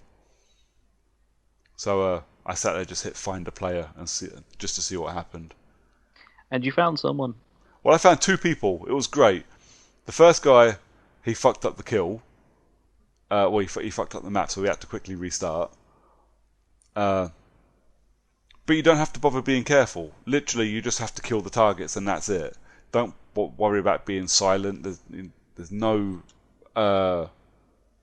requirement to finish it in SA or and killing all the bodyguards as well. No one cares. All you got to do is kill the 3 targets. So literally, each map I played took 5 minutes. The problem was with map 2 and 3, I don't know them that well, so I don't necessarily know how to do it quickly. But it got done. It was done. And yeah, I met one guy playing the first map, and then I matched up with a random for map 2, and then ended up with the same guy for the last map. And I'm sure he looked and saw who he'd got paired up with and went, for fuck's sake, you? Really? But I don't care. I got my trophies, and it was done. And a final addition that I didn't put in the list because I forgot and was only reminded when we started talking about the sale. I played Wolfenstein: The New Order. yeah, Because we've picked up the new Wolfenstein collection. we have Between us. Now that we're doing that holding each other's penis thing. Yeah. While trying to play games. It's interesting. Yes. I certainly see it saving us a few quid each in the long run. Oh, absolutely. The things that we can consign to digital that we both want. Yeah. But it's one of those games. I played it when it first came out on the last generation of machines, man. I didn't remember a fucking thing about it. I remember it being fun, and it is still fun in a big way. I really, really liked it. I'm so glad I played it on I played it on hard, and then got my ass handed to me by a late game boss. I went, I might drop this down a bit, and I still got my ass handed to me. I went, I'm just fucking playing this on normal. That'll do. Why the fuck am I being a dick about this? Just play it on normal, man, for fuck's sake. Shitloads of fun. And yeah, another, I think 8 to 10 hours, I think I finished the story in. Great fun. You can see the template for the Doom revival in 2016 in Wolfenstein. That's funny. Doom 2016 is still the better game. Technically, graphically, everything. It's still the better game. But you can see the template for fun, not taking itself serious first-person shooters. Like, at one point I was running around dual-wielding sniper rifles, for fuck's sake. This is not a game... perfectly legit in real life. Of course it is. This is not a game that takes itself seriously, and I'm very thankful for that. It's loads of fun. So yeah, I'll jump onto the Old World. I think it was the last one. The Old Blood, sorry. Which is the expansion to the first Wolfenstein. I'll do that next. And I reckon if I do one every few weeks, just sit and play through them, and then I'm going to save Young Bloods, which is the Wolfenstein 2 expansion, until you get there, because it's co-op. Okay. But yeah. If I'm honest, I'd forgotten we'd got them. Excellent. We've got so much now. Oh, yeah. Yeah, okay. I'll remember that because they're reasonably quick on easy as well, aren't they? So I might pop through one of those next. Yeah, I mean, Old Blood I think is shorter, so I'll probably end up.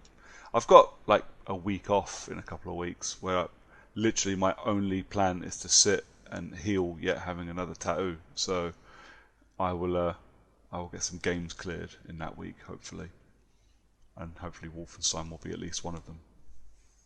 Cool. But yeah, that's me done, mate. Okay. Well, I suppose that leaves me. It does.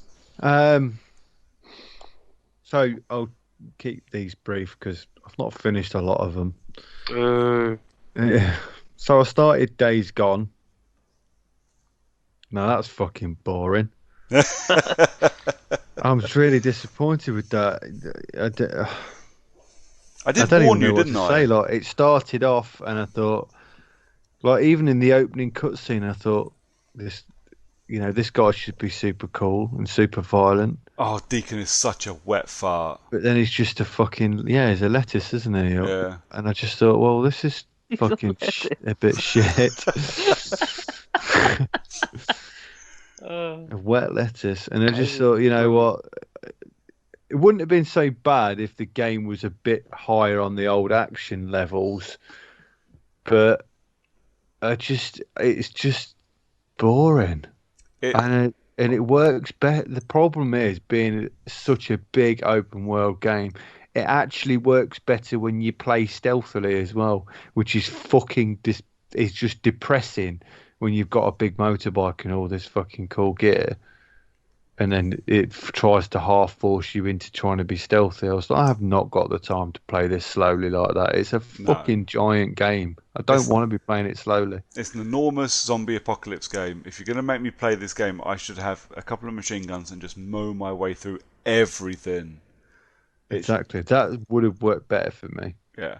I think maybe I'll go back and play it again, but at the moment it's a strong contender for being abandoned. Yeah. I picked it up again in the sale on PlayStation Store because I've had a couple of people recently say it's really, really good. Paddy was one of them.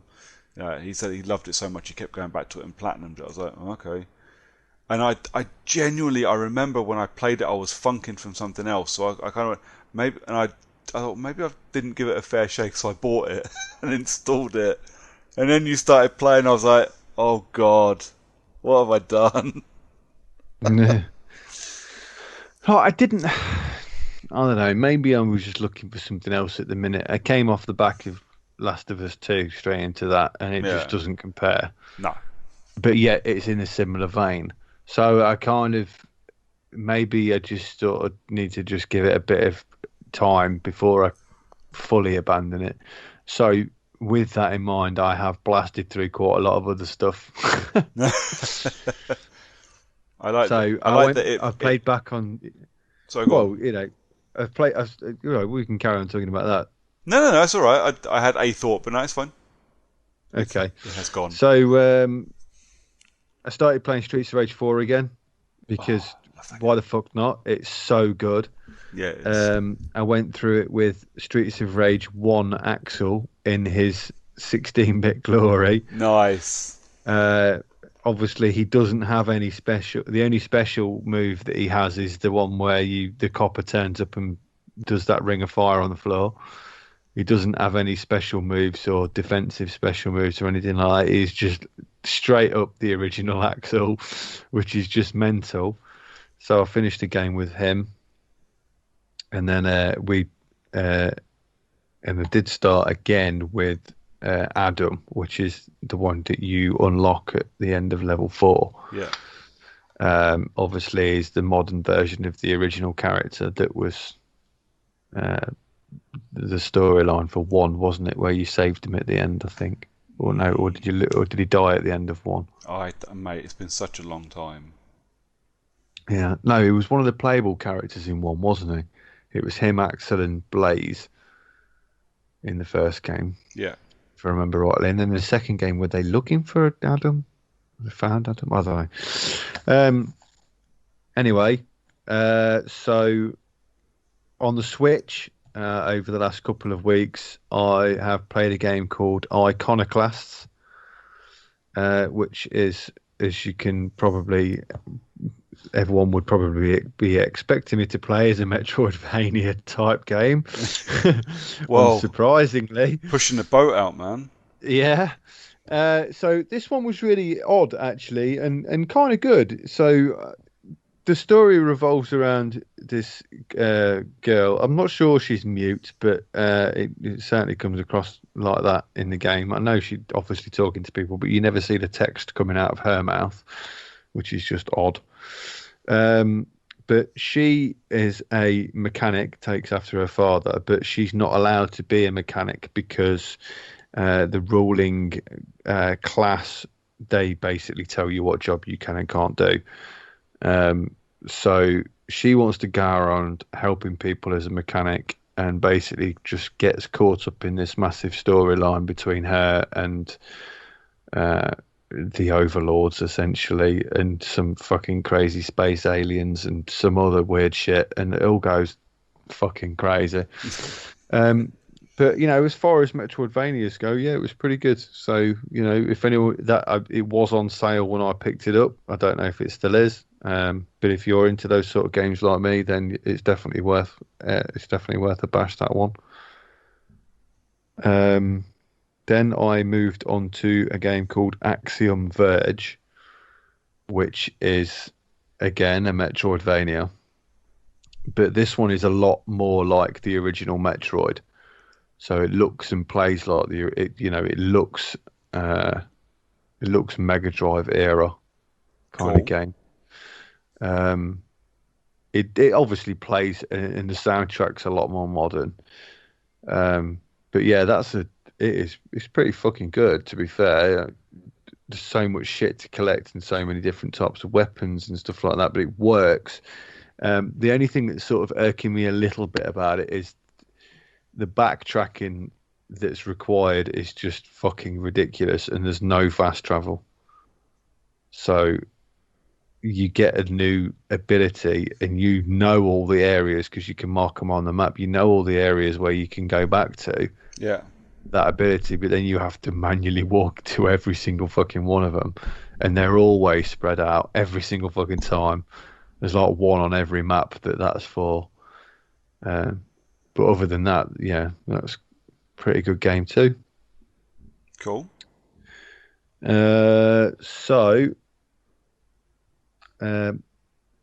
My good friend Phil swung around on Friday night for beers and games, and we played Battletoads, which we've already discussed. But we also, because it was couch co-op, we played Moving Out. Hooray! Finally. I've still got it installed, waiting to find time to play it with the other half. It's actually really good. The first quick game we had on it, we didn't really have a fucking clue what we were doing. But yeah, it's pretty good. I mean, personally, I think it's better than Overcooked. Okay. We only play sort of 4 levels. It's not as stressful. I think it's because it's not as stressful as Overcooked. Fair enough. Because Overcooked is pretty fucking rage-inducing. It is. And if one of you fuck up, then it fucks you both up. Yeah. Whereas it doesn't work like that on this. So, I mean, we only played the first sort of 4 or 5 levels, so we didn't come across anything that was particularly difficult. But you could see that the way that the game was going, it was going to push some fucking crazy shit at you, because I think the last level we played had a swimming pool in the middle of it, and you could throw stuff into the lorry across the swimming pool, or like run all the way through the house with it, or potentially you could jump across it, I think, but not with something in your hands. It's just, and stuff like that was quite funny. But the general gist is that we played it in 2-player, so everything on the map was either if you sort of press the select button, or whatever that button's called now, it kind of highlighted everything on the map that you needed to collect and put in the van to complete that particular house. And it would also, on that particular screen, show you that whether it was a 1-person lift or a 2-person lift. Okay. And for the most part, it goes as well as you can imagine. A microwave was a one-person lift, but the couch was two. Yeah. And then you have to just lob everything in your van. And once everything's in the van, you finish the level. But obviously, as you can well imagine, not everything fits in the van nice and neatly. You have to sort of pile it on all on top of each other, which means that you have to throw everything on or put it in a certain place to get it in right. It's quite clever. It's a nice premise. I think I'll probably only play it if people come round. I can't ever see myself playing it on my own, and I certainly wouldn't want to force my wife into doing that because it drive her insane as well. Party at Lee's house. Paddy invited. Well, next time I'll invite you if you fancy an hour's drive. But yeah, do it on a Monday night. I'll come up after my bike lesson. Yeah, yeah. Do you know what? It was a pretty good game. It's a good couch co-op game. It's not too offensive. You know me. I presume everybody else does by now. I prefer competitive multiplayer games when I'm playing with my friends because I just like to win. Yeah. This is straight up co-op. There's no competitiveness about it. So, but it was still really fun. And then the final game that I've played this month is I have been playing the Final Fantasy VII original upgraded version that's on Game Pass at the moment. So I believe, if I'm not mistaken, it was the PC version of the game. The one from a couple of years ago. Yeah, it was a bit sharp. It was basically just a sharpened version of the original, with a few of the texts and things just altered to make them correct because there was a few quirks in it from the old version. But other than that, it's same as. I mean, I don't know what you want me to say about that one, really. It's Final Fantasy VII. If you like it, it's worth playing. There is a couple of new things in this that weren't in the original. Obviously, that you've got there's a 3 times speed option, which I've basically got on permanently. It's brilliant.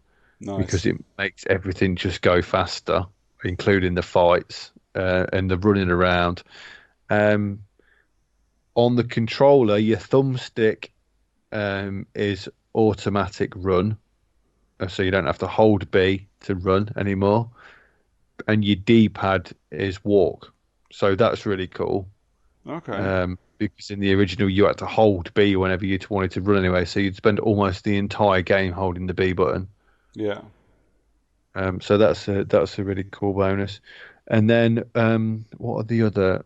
So if you press the right stick, you get not unlimited health and unlimited MP. It works as in it automatically regenerates itself after you hit. So it stops you from going up against monsters that are way too strong for you. Yeah. In that if they can one hit you, they still can one hit you. Cool. But if they can't one hit you, then you automatically get all your health back. So it's kind of a bit of a bridge just to speed the game up, but still allow you to have all the fights that you want without being a hassle, kind of thing. I guess it's just a quality of life adjustment, but not one so that you can just go rolling through the game to the last boss straight off the bat. So that's kind of good. But then it does have a no. If you press both L3 and R3, it does have a no combat option. So you can go through the whole game without getting into a fight outside of boss fights. However, obviously, as in my previous statement, even if you've got that other mode on, boss that you've not leveled up for will still one hit you. Nice. So you need to do a little bit of leveling up. Time-wise, I remember spending 400 plus hours on it on one save game once, a long way back. I would say I am probably halfway through Disc 2 at the moment, and I'm probably at about 10 hours. So it's a lot faster with that walking on, especially the world map and stuff like that, where you have to go back and forward. It makes everything a lot faster. Nice. So I really enjoy going through it again, especially after playing the remake as well. It made me appreciate actually how close the remake was to the original in terms of the main storyline without the added sections that was in the remake. It was very close because there was a couple of bits that I'd just forgotten because it had been so long. And so it's nice to go through again now with my adult brain. Yeah. And get all of the story over again, so that when the next set of remake come, I can really see what the differences are. So yeah, so that's what I've been playing. As it is our 100th episode, we've got a little something extra to talk about, I believe. Hopefully, if we've planned it correctly. And I mean, I do. So what I thought about being is, I'm hosting, I wanted to have a little conversation about the best game that we've played, which was recommended to us by somebody else. Obviously, us guys as gamers, we always recommend games to each other and to other people that like to listen to this podcast. So I thought it'd be interesting to talk about the best game that we've played that we've had recommended to us. Yeah. So, John, do you want to go on that? So, best game that I've played, I've had someone recommend to me, is going to be completely left field from what people know about me. It's a game Brooker recommended to me, and then later on forced me to play. Man of Medan. Nice. Man of Medan is by far the best game I've ever played, which has been recommended to me. Kind of, John, you need to play this game. I will even let you play this game from the Buddy Pass system that they decided to put out there, just to get you to play it. Yeah. But yeah, loved it. And have since bought it. But you're still not going to play Little Hope with me when it comes out? No, because I'm too much of a sissy girl.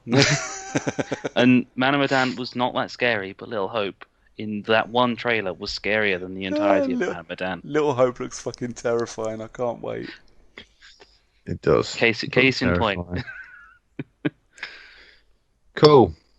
Brooks? I've had to rack my brain for both of these questions, I get recommended a lot of games and have had in my life. I did settle though on what was. I kind of went with the first thing that came to mind when you said it, and that was Control. Cool. I sat there last year going, no, I kind of fancy it. I kind of fancy it. No, it's too expensive. I'm not buying it. Nah, fuck it. And then you called it like your game of the year last year. Yep. And didn't fucking shut up about it. And then specifically said that I would really enjoy it. So I grabbed it and I played it and I fucking loved it. I wish I'd played it on release so I could have called it one of my games of the year last year. It depends on what day I'm saying it. It may or may not have beaten Resident Evil 2 as my best game of last year, but it would have been up there for sure.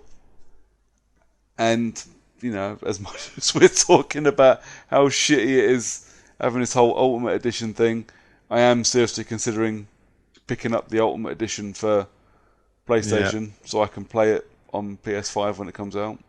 It's depressing, but I'm also having the same thoughts that I'll just I'll buy it anyway because I loved it so much. So I'd love to play it even better. Yeah.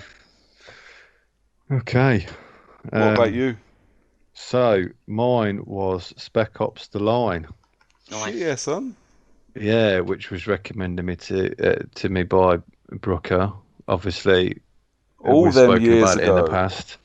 I've never been a very big fan of modern war shooters, specifically sort of your CODs and your typical modern shooters that just kind of brush over the whole how serious and detrimental war really can be. But the games that glorify it can be a bit shit.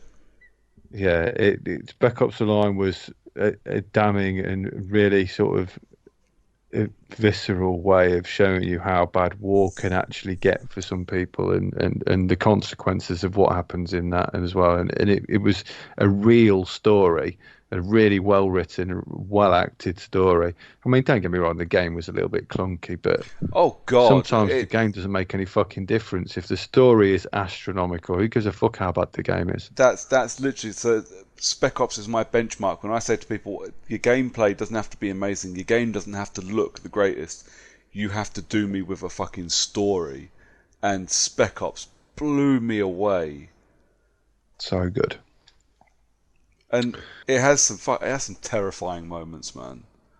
That fucking white phosphorus set piece will forever haunt me. That whole piece was fucking horrid. Yeah, absolutely horrid. The fact that you I'd do be it. Interested to show my wife that one because I think Georgie would enjoy it. Well, not enjoy it, but I think she'd appreciate game storytelling a bit more. But absolutely, that it is a story to if people, especially people. I don't know if your other half's like that, but people that can get like how powerful a story can be. It doesn't matter if it's a book or a film, but don't get it when it comes to games. I think something like Spec Ops does a really good job of that.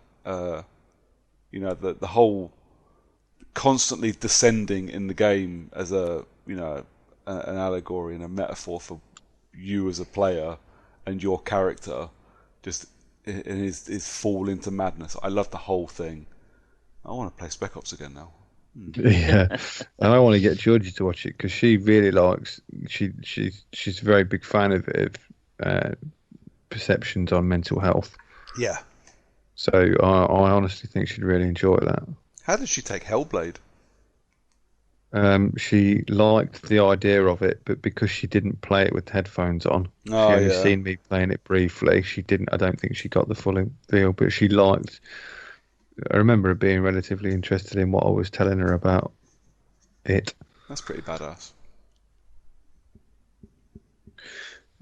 So then, on this, in the same vein with the recommendations piece, I think if we finish on 3 games that we would always recommend to people, our top 3 games for recommending to people. Because why not? So if we go with John again, so you first. Okay, so I'm going to go with 3 games with absolutely outstanding stories between them, and they are also not particularly short, so you will not. It's not like you won't be spending a lot of time on them. If you say Mass Effect 1, 2, and 3, I'm hanging up right now. Oh man, the temptation was unreal to do that, but no, it's Assassin's Creed Brotherhood. Because I think that one's actually the best story of all of the Assassin's Creed games. Mass Effect 2, sorry Brooks, but I have to. I can't not recommend it to people. It is a brilliant game, both in combat and story-wise. And finally, The Witcher 3 Wild Hunt. It's only just come onto my radar this year, but it is a damn fine game, so much so that I've actually bought it more than once already. It's worth every penny. It's big and can be slow sometimes, but it is worth every penny. It's 10 times better than Skyrim. Yeah. Anyone who's played it and then has played any other of same kind of ilk type game and says that The Witcher isn't better is lying to you. I can't imagine me ever playing The Witcher. I mean, I've tread this ground a lot in the last few years. I don't have the time to put into a game like that. I just don't. Well, I know what you're getting recommended next year by John. No, because it is far too much game for someone to say, oh yeah, Brooks, you're going to play this month. John needs to be careful recommending me games like that because I have a dozen that he would never fucking play in a million years that I will recommend if he does that. I'm not going to recommend anyone to play a game that requires you to be able to play it for more than, well, you never know how much time you or Brooks are going to have to play games like. Well, I did I think I did 5 hours. 70 something hours, and I didn't do any of the DLC. Jesus. Yeah, I think I've done one of the DLCs and I've clocked 80. Fucking So hell. it's not a small game in the slightest. And that is and the game has a really good fast travel system. It does. Okay, well, that's a good set. I wasn't expecting Assassin's Creed, if I'm honest. I expected Mass Effect, which are, it's understandable why you've chosen that one. What would you have guessed for the other one then? Well, I was going to go with Wooden Train Sim, if I'm absolutely honest. Just as a poke and a joke. But, you never know. Damn it, you took my top one. I don't think any of mine are going to surprise anybody. Not at all. And I reckon you could probably guess what they are. But I will say, two of them, I'm cheating. Is it Hitman 1 and 2? No. Spec Ops The Line. I wouldn't recommend Hitman for the same reason I wouldn't want to play The Witcher, because it's fucking huge, man. And you can play through Hitman in about 8 hours, but you won't get anything out of it doing that. The point to Hitman is to keep going back and finding better ways to do shit. Anyway, that's not my recommendation. Stop it. My first recommendation has to be Dishonored. Exactly. Oh, it's a great game. It's definitely, everyone should at least play the first one. I've played it. I don't enjoy it. I will say that. I think it's an amazing franchise, and I've played Dishonored 1 to death. I thought I'd seen everything that game had to show me, and I watched a fucking live stream from QuakeCon the other week, and this woman was playing it. I was like, literally, I put it on because it was someone live streaming Dishonored while they were talking to the guys from Arcane. So I was like, this is going to be kind of cool. And I went, where the fuck is she? She's just wandering around in this tunnel I've never seen before. I'm going to have to go back and play this again now just so I can find that fucking tunnel and see what else I can find. Literally, I mean, what was it, 2012 that game came out? Yeah. 8 years later, and for me it's the game that keeps on giving. And it's got a phenomenal set of expansions for the first. It's got a stellar sequel, and the sequel has a fucking phenomenal expansion as well. I can't knock Dishonored at all. My second one, you absolutely stole my thunder for that one, Spec Ops. I will never not recommend Spec Ops: The Line to people for every reason that both Lee and me already mentioned. Oh yeah, so it's proof, case in point, that it worked for me. So yeah, keep recommending it. It absolutely is a story that everybody needs to play. It's a story that a bit like The Last of Us. You won't get the full feeling just by watching it.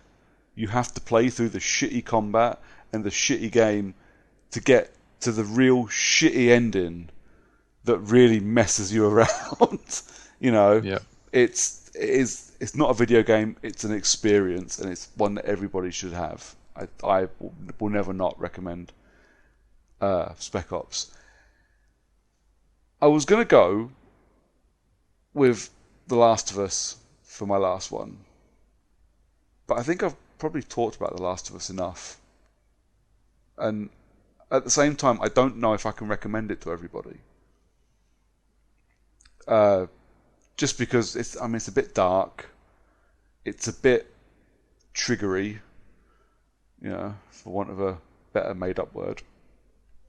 It can really screw with some people, and I don't like recommending stuff that can do that. So instead, I'm going to go with something nice and fluffy and a classic. A stone cold Resident Evil 7 classic. No. Okay, you've had your guess. Want to have a guess? My stone cold classic. Everybody should play. John? Crash Bandicoot. Portal. Yeah. Yeah. Everybody should fucking play Portal. Was high on my list.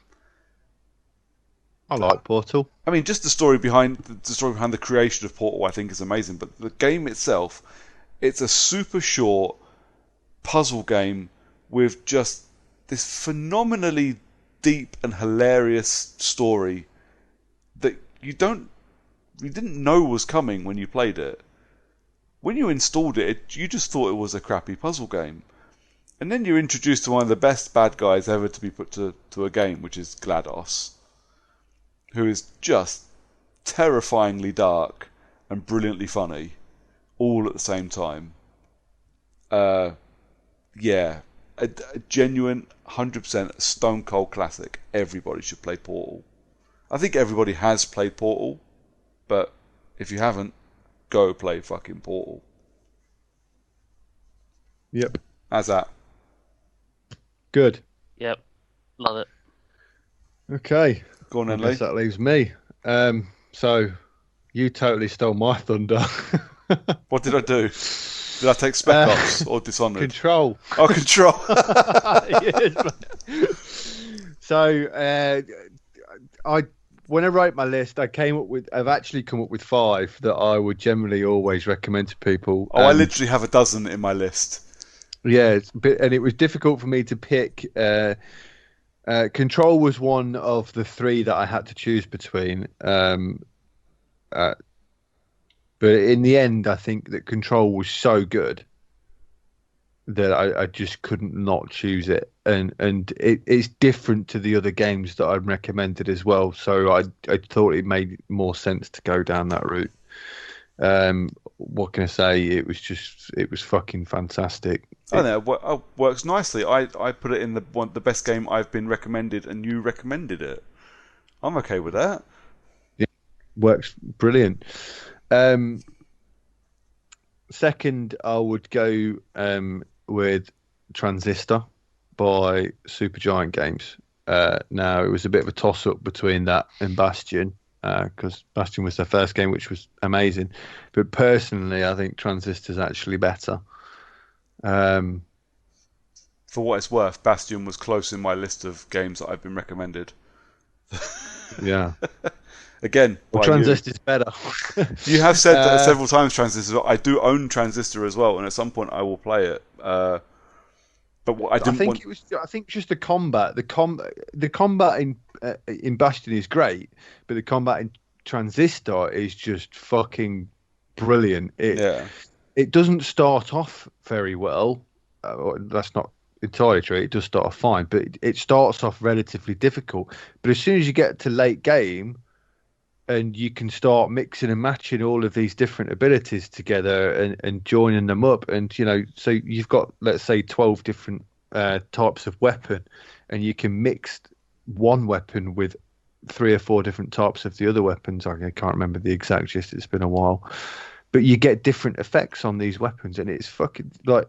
And then when you play New Game Plus, then you walk through with all of the ones that you've already unlocked from the previous playthrough, and you start unlocking them again. And then you can add even more different types, because you've got 4 or 5 types of the same one. You can expand even more. It's crazy. Like the customization on it is just fucking brilliant, and it makes the combat so much fun just to see how many different things you can do. And the storyline is also very clever and very good, just in similar vein to what Bastion was. So that's why I went with it. But I would give an honourable mention there to Ori, the Ori series as well, because I like them, but they're not on the list. And the third one is The Messenger. Yes, 2D scrolling, ninja-esque. Beat 'em up that's it's not too difficult, but it's not on the easy scale either. It's kind of somewhere in between. Had some hard spots. I had some quite frustratingly hard spots. There's a few hard spots, but for the most part, it's not too bad. But just the writing and the back and forwards between the characters is just fucking brilliant, and it works so well. The stories with the shopkeeper fucking slay me every time. Every time. Some of the couple in the DLC are brilliant as well. And it's just so clever how they've gone about doing it, and it just seems to work, because it makes you feel like that that would generally probably happen very similar to that. Yeah. And yeah, it just tickles me thinking about that one. So I would always recommend that to people too, especially considering it's on Game Pass still. So yeah, that's what's it saying that literally in my list of games that I was recommended that I had to choose from, I had Control and Bastion and The Messenger. Well, well, there you go. I tell you the thing that I didn't. The thing that knocked The Messenger out was the fact that you recommended it as we were playing it together at EGX. Right. Okay. That makes sense. There's the only thing that knocked it out of the running. And do you remember saying to the guy, "This is fucking loads harder than the one I've played." Yeah. He said, "Oh yeah, this is the original version, but we've scaled back the difficulty because we realised that it was too hard." And I was like, "No fucking shit." Yeah, crazy. An honourable mention to the last game out of those 5 was Dead Cells. So I thoroughly loved Dead Cells. It is so fucking slick and so cool, but I would only really give that as a recommendation to people that kind of like the same sort of games as me. But I loved it. So, that's pretty much it. And that's me. Nice. Good list, man. Excellent. Yeah. So I guess we're all done. And we can... Are we all done? Well, I guess we're all done. So. I just realised I'd done quite well like this week. I talked about 2 Uncharted games, Fall Guys, Hitman, Ghost, and Wolfenstein. I thought I should have maybe saved some of them because it's Fright Fest this weekend. I'm not going to be playing any fucking games for a little while. So I'm going to have nothing to talk about in the next episode. I blew my load in this one instead. Should have saved a couple. It's alright because your brother's going to be on the next episode with Flight Sim to eat up for 3 hours. True. Yeah, and by the end of that, he's finally taxied to the end of the runway and took off. Yep. So we're all golden. And I'm not on the next episode, so even better. I've got like a 4-week break to play games to catch up because I blew my load as well a bit this week because I played a lot of stuff. Nice. Are you going away or are you just having a week off or? I am away, nice. So I can't. I physically cannot. Because I doubt I'll have sufficient internet to be able to Skype call from the Lake District. I'll say you're going up north where everything is still German powered. Yep. Fair enough. They don't even have copper wiring, it's tin wired internet. Nice. Okay. Well, I guess to wrap up this centenary episode of the podcast, Brooks, where can people find you? Come find me on Twitter. I'm at Brooker411. Just there. That's it. Okay. John? I am on Twitter as the John_CU and Xbox Live as Long Dong Silver. Okay, and as a group, we can be found at Character Unlock on Facebook, Twitter, and a couple of other social media platforms when we decide to update them. Check back on us in a couple of weeks to hear some reactions to, and mostly moaning to any release news, I guess, and what Brooker and I have been playing, and possibly we might even have a guest. You never know. Guys, say toodaloo. Toodaloo. Toodaloo.